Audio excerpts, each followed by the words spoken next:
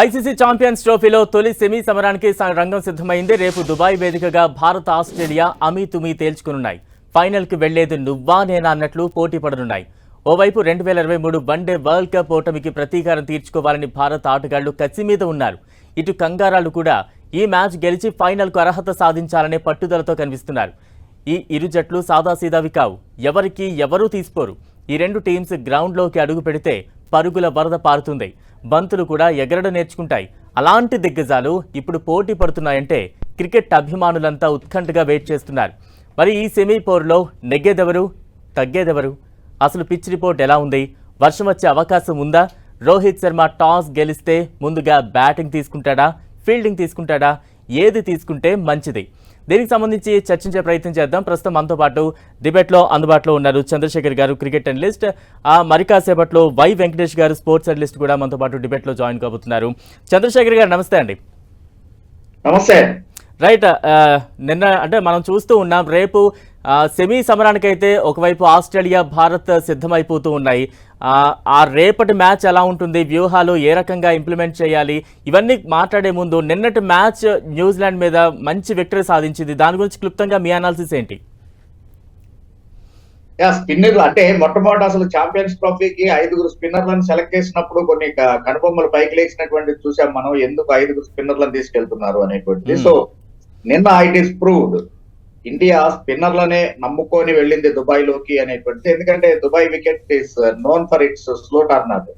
Even match తర్వాత Shatner కూడా ఆ విషయాన్ని ఒప్పుకున్నాడు.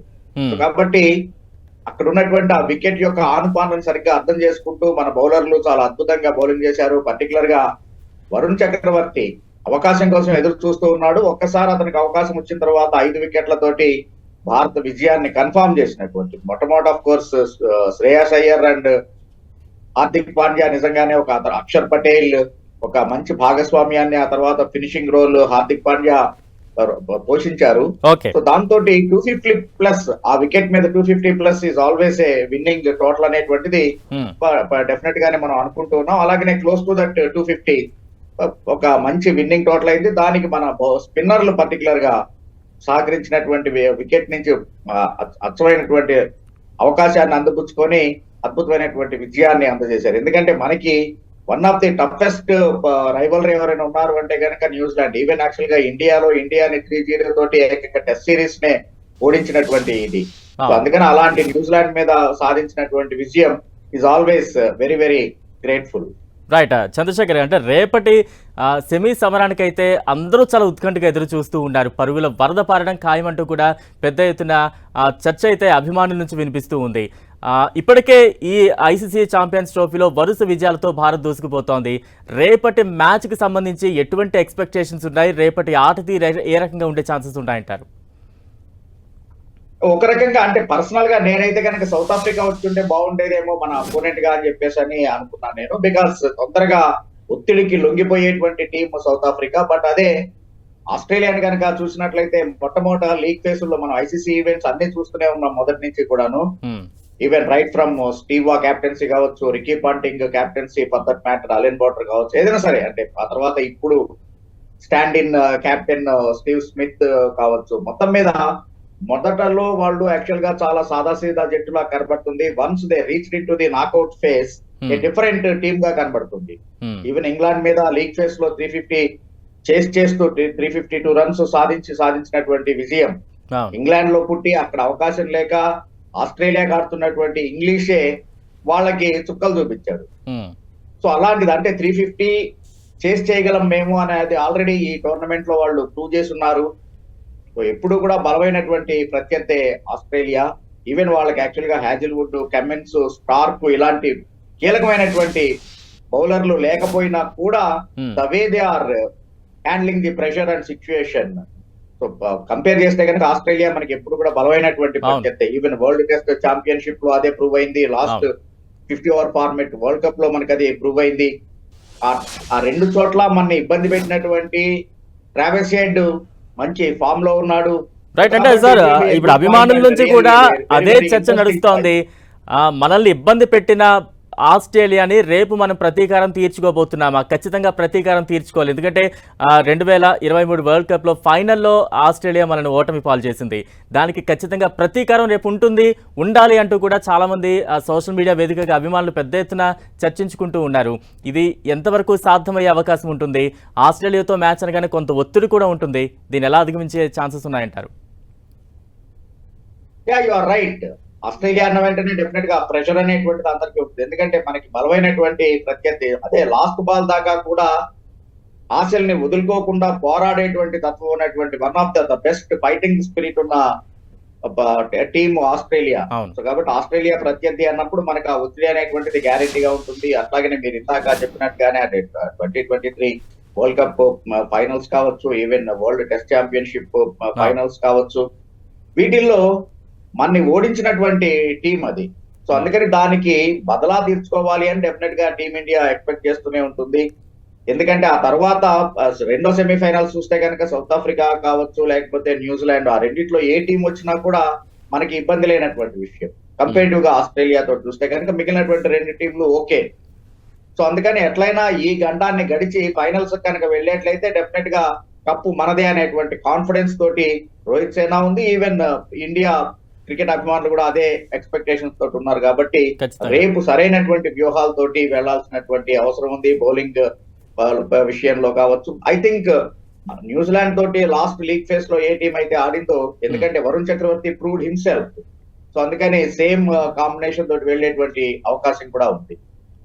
అంటే ఆస్ట్రేలియాను ఢీ కొనాలంటే ఏ విభాగాల మీద ఎక్కువగా ఫోకస్ చేయాల్సిన అవకాశం ఉంది? టీమ్ ఫార్మేషన్ ఏ రకంగా ఉండాలంటారు?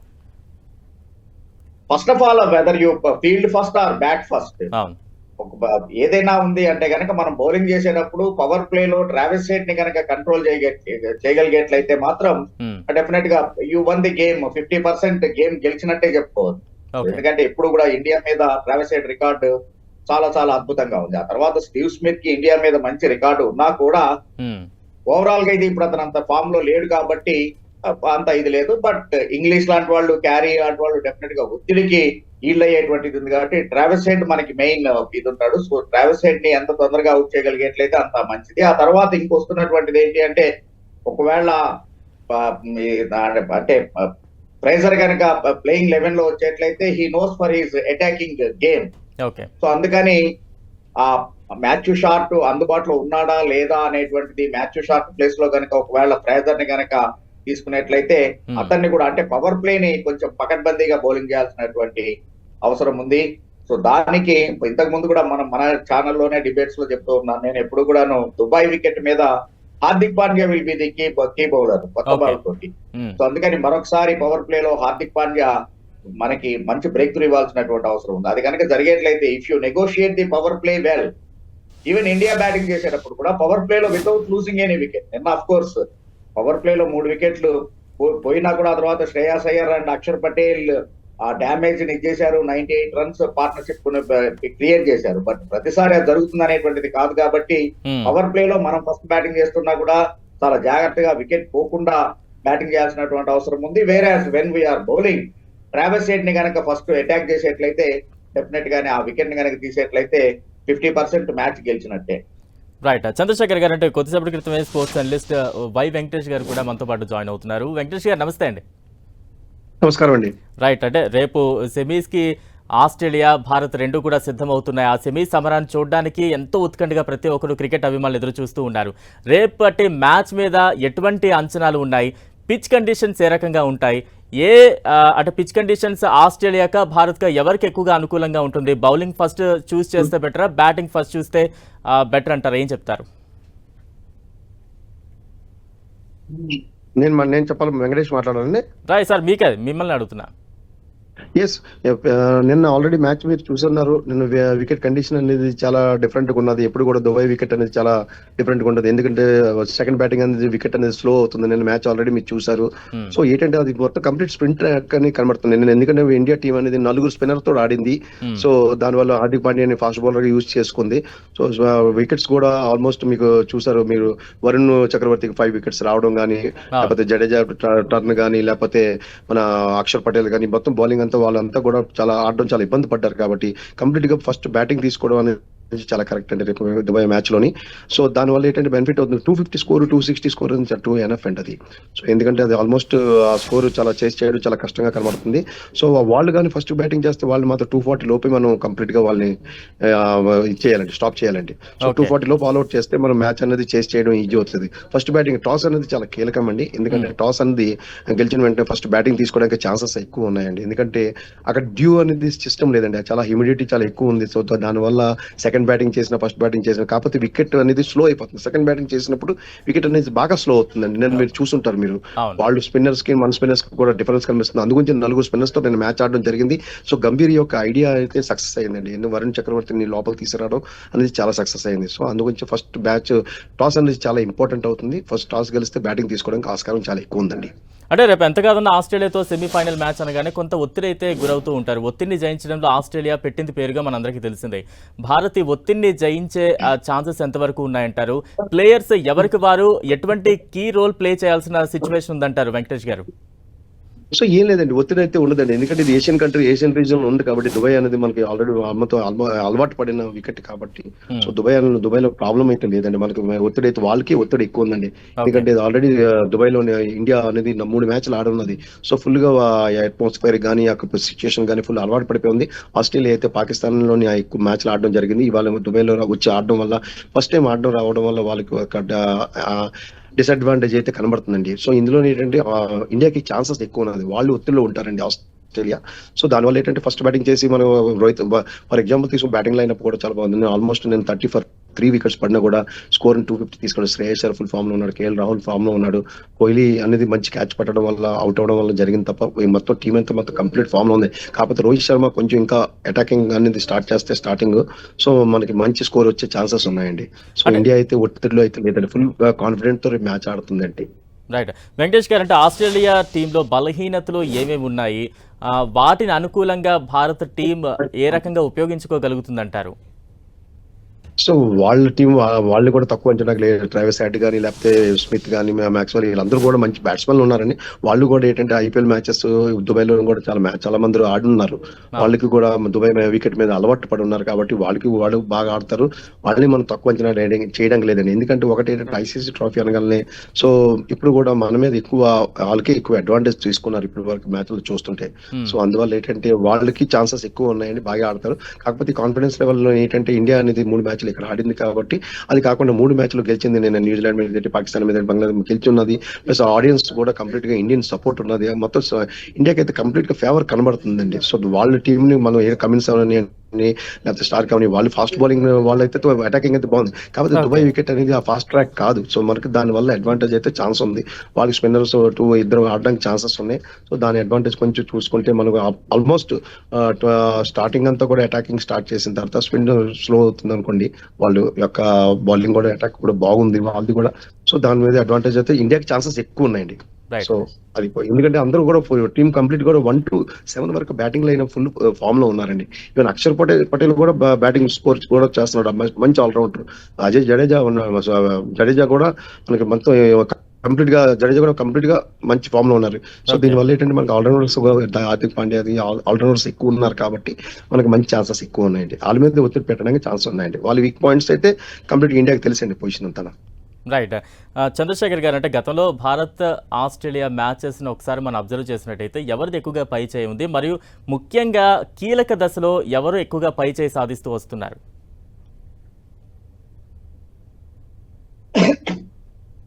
చంద్రశేఖర్ గారు, ఎవరిది ఎక్కువ పై చేయి అంటే of course even ICC events లో కావచ్చు, ఈవెన్ రైట్ ఫ్రమ్ 2003 నుంచి మనం తీసుకుంటే కూడా ఆస్ట్రేలియా డామినెన్స్ అనేటువంటిది కనబడుతూనే ఉంది. బైలేటరల్ సిరీస్ కావచ్చు, లేకపోతే కనుక ఈవెన్ ఐసీసీ ఈవెంట్స్ వీటన్నిటిలో కూడా ఇండియా ఆస్ట్రేలియా తలబడినప్పుడు డెఫినెట్ గానే ఆస్ట్రేలియా విన్నింగ్ పర్సెంటేజ్ చాలా ఎక్కువగా ఉంది. ఈవెన్ రీసెంట్ ఇది మనం మళ్ళా చెప్పుకునేటువంటిదే 2023 వరల్డ్ కప్ ఇది కావచ్చు, వరల్డ్ టెస్ట్ ఛాంపియన్షిప్ అంటే ఫార్మేట్ ఏదైనా కూడా let it be a multi day format or 50 over format ఏదైనా సరే ఆస్ట్రేలియన్స్ డామినెన్స్ అనేటువంటిది క్లియర్ గా కనబడుతూనే ఉంది. కాకపోతే ఈసారి ఏంటి అంటే కనుక టీం కొంచెం ఇదై ఉంది. ఆస్ట్రేలియా టీమ్ లో కావాల్సినటువంటి అసలైనటువంటి మ్యాచ్ విన్నర్లు 3 బౌలర్లు లేకపోవడం అనేటువంటిది డెఫినెట్ గా దట్ బికమ్స్ అన్ హ్యాండిక్యాప్. అందుకనే ఇంగ్లాండ్ మీద 350+ స్కోర్ వాళ్ళు కన్సీడ్ చేశారు అంటేనే అర్థం అవుతుంది. ఇంకొక వైపు చూస్తే కనుక మన మీడియం పేస్ తో పాటుగా అటు ఈవెన్ మన స్పిన్ అటాక్ చాలా బలంగా ఉండటం, వాళ్ళకి యాడమ్ జంపా అంటూ మ్యాక్స్వెల్ ని మినహాయిస్తే కనుక మనం పేరు చెప్పడానికి సరిపోయేటువంటి ఈస్ ద మ్యాచ్ విన్నర్ అని చెప్పేటువంటి బౌలర్లు లేకపోవడం, దుబాయ్ వికెట్ డెఫినెట్ గానే అది స్పిన్నర్లకి స్లో టర్నర్ గా ఉండేటువంటి పరిస్థితులు, అలాంటి బౌలర్లు వాళ్ళకి లేకపోవడం, ఆ విషయంలో మనకి ప్లస్ పాయింట్ ఉండటం. సో ఇవన్నీ గత చరిత్రని తుడిపేసేటువంటి ఇదిగా మనకి ఒక పాజిటివ్ సిగ్నల్స్ గా మనం భావించవచ్చు. మోరోవర్ ఈవెన్ యాక్చువల్ గా గెల్ ఆఫ్ కోర్స్ శుభ్మన్ గిల్ నిన్న ఫెయిల్ అయి ఉండొచ్చు కాక, బట్ శుభ్మన్ గిల్ మంచి ఫామ్ లో ఉండటం, ఆల్రెడీ ఒక సెంచరీ చేసి ఉన్నాడు. Virat Kohli is already 300 ODIs ఆడినటువంటి ఒక రికార్డు, ఆ కాన్ఫిడెన్స్ లెవెల్ తోటి ఉన్నాడు. రోహిత్ శర్మ కావాల్సినటువంటి ప్లాట్ఫామ్ ఇస్తున్నాడు. ఇక్కడ చెప్పుకోవాల్సినటువంటిది ఏంటంటే రోహిత్ శర్మ ఫామ్ గురించి పెద్ద డిస్కషన్ జరుగుతూ ఉంటుంది, కానీ రోహిత్ శర్మ చూస్తే కనుక నాకు సహజంగా త్రివిక్రమ్ శ్రీనివాస్ డైలాగ్ గుర్తొస్తూ ఉంటుంది. వర్షాకాలం అనేటువంటిది 2 నెలలే ఉంటుంది, బట్ సంవత్సరానికి కావాల్సినటువంటి ఆ నీటిని అందిస్తుంది, పంటని అందిస్తూ ఉంటుంది. సో కాబట్టి రోహిత్ శర్మ వేస్తున్నటువంటి ఫౌండేషన్, ఈవెన్ నిన్న అతను వేసినటువంటి ఆ 6 ఒక 4 అంటే ఆ ఫౌండేషన్ అనేటువంటిది తర్వాత వచ్చేటువంటి బ్యాట్స్మెన్ కి ఒక కాన్ఫిడెన్స్ ని క్రియేట్ చేస్తుంది, బౌలర్ ని డిమారలైజ్ చేస్తుంది, అపోనెంట్ బౌలర్ ని. సో ఆ రకంగా రోహిత్ శర్మ కూడా తన బిట్ ఏది ఉందో దాన్ని క్లియర్ గానే ఆడుతూ ఉన్నాడు. Doing justice to his role అని చెప్పేసి అనుకోవచ్చు. సో ఓవరాల్ గా ఇప్పుడు కంపేర్ కనుక చేసుకున్నట్లయితే even on the paper definite గానే ఇండియా హ్యాస్ అన్ ఎడ్జ్ అని మాత్రం చెప్పుకోవచ్చు ఆస్ట్రేలియా మీద. కాకపోతే ఏంటంటే ఆస్ట్రేలియాలో డెఫినెట్ గానే ఫైటింగ్ స్పిరిట్ అనేటువంటిది చాలా ఎక్కువగా ఉండటం వాళ్ళకి. ఆ తర్వాత ఐ థింక్ అంటే మిగిలినటువంటి బౌలర్ల ఏమో పక్కన పెడితే మాత్రం నేను ఎప్పుడు ఇండియా విషయంలో వచ్చేవాడికి హార్దిక్ పాండ్యా ఈ వికెట్ మీద ఎలాగా క్రూషియల్ అవుతాడని చెప్తూ ఉన్నాను. అండ్ ఆఫ్ కోర్స్ ఈ proved it even yesterday match లో కూడా. అలాగే నా ఉద్దేశంలో మాత్రం రేపటి మ్యాచ్ లో ఆస్ట్రేలియా తరఫున Nathan Ellis will be the crucial bowler. అతన్ని కనుక జాగ్రత్తగా నెగోషియేట్ చేయగలిగేట్లయితే మాత్రం ఇండియా పైసే సాధించేటువంటి అవకాశం. రైట్. అంటే వెంకటేష్ గారు, మాథ్యూ షాట్ కూడా గాయం కారణంగా రేపటి మ్యాచ్ నుంచి కొంత దూరం అవుతూ ఉన్నాడు. ఇది ఎంతవరకు భారత్ కు కలిసి వచ్చే అవకాశంగా మనం భావించాలంటారు? న్యాచురల్లీ కదండి కలిసి వస్తుందండి. బాగా ఎక్స్పీరియన్స్ బౌలర్, చాలా అతను ఇండియా బ్యాటింగ్ లైనప్ అంతా కూడా తెలుసు కాబట్టి సో మనకైతే చాలా అడ్వాంటేజ్ అవుతుందండి. సో దానివల్ల సో బాగా అడ్వాంటేజ్ అవుతుందండి, ఎందుకంటే వాళ్ళు ఫాస్ట్ బౌలింగ్ అనేది కొంచెం బ్రేక్ అయినట్టేనండి. సో దానివల్ల ఏంటంటే మనకి మిగతా ఫాస్ట్ బౌలర్ అంత అటాక్ అనేది స్టార్క్ లాగా అటాక్ చేసే బౌలర్ అయితే ఇంకెవరు కనబడట్లేదండి. సో దీనివల్ల ఇండియాకి అయితే అడ్వాంటేజ్ ఎక్కువ కనబడుతుందండి. సో ఛాన్సెస్ ఎక్కువ ఉన్నాయండి. ఇందాక చెప్పినట్టుగా రోహిత్ శర్మ కానీ సపోజ్ ఈ మిగతా బౌలర్స్ కి కానీ స్టార్టింగ్ నుంచి అటాక్ కానీ స్టార్ట్ చేస్తే ఆ అటాక్ ఇప్పుడు బంత్ అనేది యాక్చువల్లీ బాల్ అనేది చూస్తుంటే అది ఆగి వస్తుందండి. ఆ వికెట్ అనేది, ఆ ట్రాక్ అనేది డిఫరెంట్ కనబడుతుంది. నేను చూసాం కదండి. సో బాల్ అనేది బ్యాట్ మీద కంప్లీట్ గా రావట్లేదండి ఎంత ఫాస్ట్ బౌలర్ అయినా. సో కాకపోతే ఇందాక చంద్రశేఖర్ గారు చెప్పినట్టు ఏంటంటే ఐసీసీ ట్రోఫీలు చూస్తుంటే వాళ్ళు పైచే ఇప్పుడు ఉంటుంది, ఎందుకంటే లాస్ట్ వరల్డ్ కప్ లో తీసుకుందామండి అహ్మదాబాద్ లోని. సో అంతవరకు మనం అన్బీటెన్ గా వచ్చిన తర్వాత కూడా ఫైనల్స్ లోనే వాళ్ళు హావీ అయ్యి సో మ్యాచ్ గెలడం జరిగింది. సో దీనివల్ల ఏంటంటే ఛాన్సెస్ ఎక్కువ ఉన్నాయి మనకి ఇండియాకి, ఎందుకంటే ఆల్మోస్ట్ 3 మ్యాచ్లు కూడా అదే వికెట్ అదే 2 వికెట్లోనే మనం కలిసి ఆడాం కాబట్టి వికెట్ మీద బాగా ఎక్స్పీరియన్స్ ఉంది, బాగా వికెట్ రీడ్ చేసే పొజిషన్ ఉంది కాబట్టి సో ఛాన్సెస్ ఎక్కువైతే మనకే ఉన్నాయండి.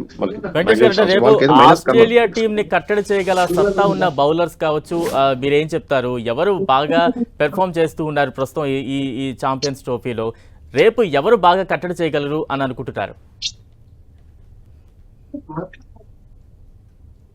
వెంకటేష్ గారు ఎవరు అడుగుతున్నారు? వెంకటేష్ గారు మిమ్మల్ని. నేనండి. ఛాన్స్ అందరం ప్లేయర్ చూస్తుంటే ఆల్మోస్ట్ అక్కడ అంటే పాకిస్తాన్ లో ఆడిన మ్యాచ్ లో మనం ఇండియా, ఇంగ్లాండ్, ఆస్ట్రేలియా చూసుకోవచ్చు, లేకపోతే మన so next Australia versus Afghanistan చూసుకోవచ్చు, ఆస్ట్రేలియా వర్సెస్ వాళ్ళ పొజిషన్ చూస్తుంటే అక్కడ స్కోరింగ్ కి ఇక్కడ స్కోరింగ్ కి చాలా డిఫరెన్స్ ఉంటుందండి. సో అక్కడ బ్యాటింగ్ ట్రాక్ గానీ, పాకిస్తాన్ లోని బ్యాటింగ్ ట్రాక్ గానీ, ఇది కానీ దుబాయ్ లో బ్యాటింగ్ ట్రాక్ అనేది డిఫరెంట్ గా ఉందండి. సో దీనివల్ల ఏంటంటే మన వాళ్ళు అయితే 100% హార్దిక్ పాండ్యా ఫుల్ ఫామ్ లో ఉన్నాడండి. ఛాన్సెస్ అయితే హార్దిక్ పాండ్యా కానీ, ఎందుకంటే బౌత్ సైడ్ బౌలింగ్ లో కూడా నేను ఫస్ట్ బ్రేక్ త్రూ తెచ్చింది కూడా హార్దిక్ పాండ్యా తీసుకొచ్చాడు. సో దానివల్ల ఏంటంటే బ్యాటింగ్ కానీ, బౌలింగ్ కానీ మొత్తం ఆల్రౌండర్స్ మనకి ఎక్కువ ఉండడం వల్ల మనం ఎక్కువ హావీ అవ్వడానికి ఛాన్సెస్ ఉన్నాయండి. సో మన అటాకింగ్ బాగుంటుంది, అందరూ కూడా ఫుల్ ఫామ్ లో ఉన్నారు కాబట్టి. సో గిల్ ఫుల్ ఫామ్ లో ఉన్నాడు, కోహ్లీ ఫుల్ ఫామ్ లో ఉన్నాడు, సో హార్దిక్ పాండ్యా కూడా ఆల్మోస్ట్ ఫామ్ లో ఉన్నారు. సో ఆల్రౌండర్స్ ఉండడం వల్ల సో మన ఈ బెనిఫిట్ అనేది ఇండియాకి ఎక్కువ ఛాన్సెస్ ఉన్నాయండి. రైట్. చంద్రశేఖర్ గారు, అంటే భారత్ జట్టుకు సంబంధించి మనం మాట్లాడుకోవాల్సి వస్తే బలాలేంటి, బలహీనతలేంటి, ఏం చెప్తారు? బలహీనత అనేటువంటిది టాప్ ఆర్డర్ ఇన్కన్సిస్టెన్సీ అనేటువంటిది కనబడుతుంది. మనం ఇండివిజువల్ గా చూసుకొని శుభ్మన్ గిల్ మంచి ఫామ్ లో ఉన్నాడు, ఒక సెంచరీ చేశాడు. విరాట్ కోహ్లీ పాకిస్తాన్ మీద క్రూషియల్ సెంచరీ చేశాడు. రోహిత్ శర్మ కావాల్సినటువంటి ఫౌండేషన్ వేసుకున్నాడు. ఇవన్నీ కూడా మనం సాటిస్ఫై చేసుకునేందుకు, లేకపోతే మనకు సమాధానం చెప్పుకునేందుకు, మాట్లాడుకునేందుకు బాగానే ఉంటాయి. కానీ మీరు నిక్కచ్చిగా కనుక బలం ఏంటి, బలహీనత ఏంటి అని అడిగినప్పుడు డెఫినెట్ గానే టాప్ ఆర్డర్ ఇన్కన్సిస్టెన్సీ అనేటువంటిది మనకి వర్రీడ్ ఫ్యాక్టర్ గానే కనబడుతుంది. ఎందుకంటే పవర్ ప్లే లో సహజంగానే okay, because this is a 50 over format. So అంటే 3 phases లో ఉంటుంది. First power play, second power play and third power play. So కాబట్టి you negotiated in 3 different phases. So ఆ క్రమంలో ఫస్ట్ పవర్ ప్లే కనుక wicket loss 40-45 runs on the scoreboard అనేటువంటిది కూడా it's a good foundation, particular గా taking the consideration into that Dubai wicket. అది కాకుండా మనం వికెట్ ని కోల్పోవటం అనేటువంటిది మిగిలినటువంటి టాప్ ఆర్డర్ మీద ఒత్తిడి పెంచేటువంటి పరిస్థితిగా కనబడుతుంది. సో దట్ ఈస్ మన మెయిన్ వీక్నెస్ గా అది కనబడుతుంది. బలం అనేటువంటిది మిగిలినటువంటి ఛాంపియన్స్ ట్రోఫీలో పార్టిసిపేట్ చేస్తున్నటువంటి 8 టీముల్ని తీసుకున్నా కూడా ఇండియన్ బౌలింగ్ అటాక్ అనేటువంటి, ఒకప్పుడు మామూలుగా ఇండియా బ్యాటింగ్ ప్రత్యర్థి బౌలింగ్ అని చెప్పుకునేటువంటి పరిస్థితి నుంచి ఈ రోజున ఏ కండిషన్ లో అయినా కూడా, ఎలాంటి వికెట్ మీద అయినా కూడా వికెట్లు తీయగలిగినటువంటి మ్యాచ్ విన్నింగ్ బౌలర్లు మనకి ఉండటం అనేటువంటిది, పర్టికులర్ గా దవే కుల్దీప్ యాదవ్ కావచ్చు, ఈవెన్ యాక్చువల్ గా Akshar Patel all round show. Of course Jadeja is a senior pro, we know it. So అందుకని మన బలం ఏంటి అంటే గనక డెఫినెట్ గా అంటే షమీ అంత 100% పెర్ఫార్మ్ చేయకపోయినా కూడా, ఈవెన్ నిన్న కూడా అతను కేవలం 4 overs మాత్రమే వేశాడు. అప్పుడు సెమీస్ ని దృష్టిలో పెట్టుకొని అతనికి ఎక్కువ ప్రెషర్ ఇవ్వలేదు, ఒత్తిడి ఇవ్వలేదు Rohit Sharma. It's a good thing. So అందుకని అటు మీడియం పేస్ అటాక్ కావచ్చు, లేకపోతే కనుక ఈవెన్ మన స్పిన్ అటాక్ కూడా మిగిలినటువంటి టీమ్స్ తోటి కంపేర్ చేసుకుంటే చాలా చాలా బలంగా ఉండటం అది మనకి ప్లస్ పాయింట్. ఆ తర్వాత శ్రేయస్ అయ్యర్ లాంటి మిడిల్ ఆర్డర్ బ్యాటర్ మంచి ఫామ్ లోకి రావడం అనేటువంటిది. ఇంకొకటి ఏంటంటే మనకి అడ్వాంటేజ్, అక్షర్ పటేల్ నెంబర్ 5 లో బ్యాటింగ్ చేయటం అనేటువంటిది ఇక్కడ మనం గమనించాల్సినటువంటిది. అంటే అటు హార్దిక్ పాండ్యా కావచ్చు, కాదు లేకపోతే కనుక కేఎల్ రాహుల్, వీళ్ళని కూడా కాదని అక్షర్ పటేల్ ని టీమ్ మేనేజ్మెంట్ ప్రమోట్ చేస్తూ అంటే కనుక we can understand how strengthen our batting lineup అనేటువంటి. సో జడేజా దాకా మనకి బ్యాటింగ్ ఉన్నటువంటి పరిస్థితి. సో బోత్ వేస్ అయితే మాత్రం ఛాంపియన్స్ ట్రోఫీలో పార్టిసిపేట్ చేస్తున్నటువంటి Indian team it's really balanced side. Even actual గా for that matter fielding department కూడా మంది చాలా బాగున్నటువంటి పరిస్థితి. So all 3 departments are really covered well.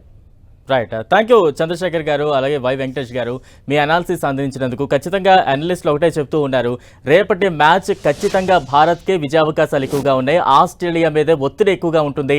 భారత్లో అంతా కూడా మంచి ఫామ్లో టీం అంతా కూడా ఉంది కాబట్టి ఎటువంటి డోకా లేదు. ఖచ్చితంగా ఆస్ట్రేలియా మీద ప్రతీకారం తీర్చుకునే మ్యాచే రేపు అవ్వబోతోంది అంటూ కూడా వారు మనకి అనాలిసిస్ అందిస్తూ ఉన్నారు.